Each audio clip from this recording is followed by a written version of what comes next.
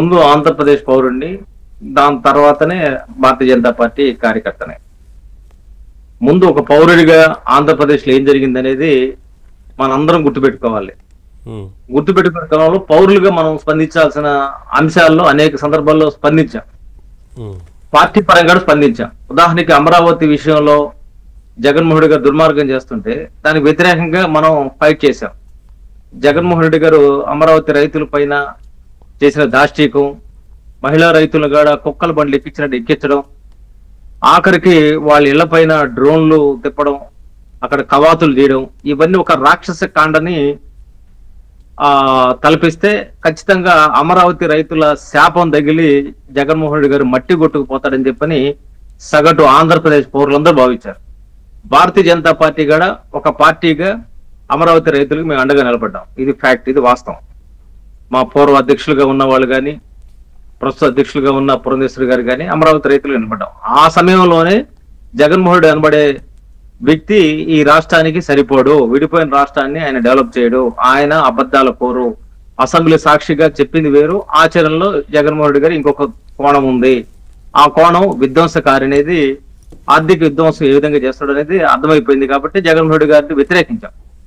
అదే సమయంలో జగన్మోహన్ రెడ్డి గారు ఆయన ముఖ్యమంత్రి పదవి ఏదో వాళ్ళ నాన్నగారి వారసత్వం లాగా, వాళ్ళ నాన్నగారు ఇచ్చిపోయిన పదవిలాగా భావించి ఆంధ్రప్రదేశ్ లో ఆయన ఉన్న పోలీసులకి జీతాలు ఇస్తుంది ప్రజలు, జగన్మోహన్ రెడ్డి గారు కాదు. లేకపోతే సండూరు పవర్ ప్రాజెక్టు, లేకపోతే సాక్షి సాక్షిలోనో సిమెంట్ వచ్చే డబ్బులు కాదు, ప్రజలు డబ్బులు ఇస్తే ఆ పోలీసులు ఏ విధంగా వాడుకున్నారు, బౌన్సర్ లాగా వాడుకున్నారు.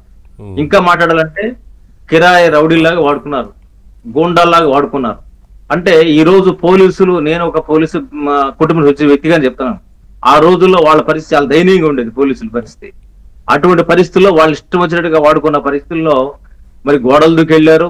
అదే విధంగా మహిళలను కూడా చూడకుండా వాళ్ళు డ్రెస్ మార్చుకుని లోపు కూడా బయట తీసుకొచ్చారు. మరి సోషల్ మీడియాలో పోస్టింగ్ పెడితే మరి కొద్ది మందిని తీసుకొచ్చి విచారించారు. ఒకటి రెండు కాదు, అనేక దారుణాలు, అనేక దుర్మార్గాలు. ఎక్కడ బాగా నాకు తెలిసి భారతదేశంలో భూగోళంలో ఎక్కడ జరగనంత ఉత్పాతాన్ని సృష్టించారు. వాళ్ళ పార్టీ నాయకుడైనా కానీ రఘురామకృష్ణ ఎంపీని కూడా చూసుకోకుండా 3rd డిగ్రీ అప్లై చేశారు. ఇవన్నీ చూసుకున్నప్పుడు మనకేమనిపిస్తుంది అంటే, అసలు ఇలాంటి జగన్మోహన్ రెడ్డి లాంటి వ్యక్తి ఈ భూగోళంలో ఉంటాడా, ఉండగలడా, ఉండడానికి అతను అర్హత ఉందా, అతను ప్రాణాలతో కూడా ఉండడానికి అర్హత ఉందా? ఇటువంటి వైపరీత్యాలతో కూడుకున్న సందేహాలు ప్రజలకు వచ్చాయి. ఒక అడ్మినిస్ట్రేటర్ గా ఆయన ఎలిజిబిలిటీ ఉందా లేదా ఎందుకు చూసుకున్నప్పుడు ఆంధ్రప్రదేశ్ లో చంద్రబాబు నాయుడు గారు ఇమేజ్ ఉంది, బ్రాండ్ ఇమేజ్ ఉంది. ఆ బ్రాండ్ ఇమేజ్ ఏంటంటే, హైదరాబాద్ నిర్మాణం చేసిన చంద్రబాబు నాయుడు గారు, అమరావతి నిర్మాణం చేసిన చంద్రబాబు నాయుడు గారు, మళ్ళీ మాకు వస్తే మా బిడ్డలకు ఉద్యోగాలు వస్తాయని ఒక ఎమోషనల్ సెంటిమెంట్ ఉంది. కానీ దానికి మించి మరి ఖండాంతరాలు దాటి వచ్చి మరి లక్షలాది మంది వచ్చి ఇక్కడ ఓట్లు వేశారంటే, ఒక ఓటుకి 5 లక్షలు 10 లక్షలు ఖర్చు పెట్టుకొని వచ్చారంటే దానికి కారణం ఒకే ఒక్కడు జగన్మోహన్ రెడ్డి కారణం. జగన్మోహన్ రెడ్డి గారిని దించడం అనే ఒక లక్ష్యంతో, జగన్మోహన్ రెడ్డి గారు లాంటి విధ్వంసకారి ఎలాంటి రాజకీయాలు ఉండకూడదని ప్రజలు కసిగా ఓట్లేశారు. ఓట్లేసిన తర్వాత రఫీ గారు అన్నట్టు అభివృద్ధి కోసం మాత్రమే కాదు, జగన్మోహన్ రెడ్డి గారు దించడం కోసం కూడా ప్రజలు ఓట్లేశారు. ఓట్లేసిన తర్వాత వాళ్ళు వచ్చి మన వల్ల పడతారు, అదేదో ఆ చేపడే వరకు మనం చూద్దాము అన్న ఉద్దేశమా, లేకపోతే ఆ మన సహనమా, సంయమనమా, ఇవన్నీ ప్రజలు కోరుకోరు.